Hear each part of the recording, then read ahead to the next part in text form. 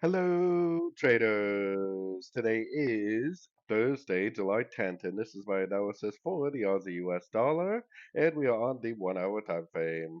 So the Aussie dollar did end up drifting up, which honestly to me it actually makes a lot more sense than it did, because this should be a more proper three-wave pullback when the smoke all clears. I think that honestly this is going to be a wave A. I'm not really convinced that the higher time frames have made a significant turn, which means that this three waves up is probably a wave B. I would keep a close eye on this 78%. I think there's a good chance that that could hold, and we may end up getting that final push down for wave C.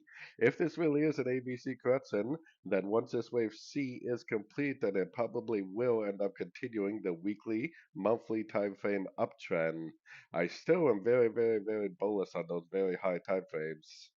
So anyways, don't forget to check out my free Discord channel linked over here in the corner. Take a look at my website, fxpipcollector.com. And as always, thank you for watching and happy trading.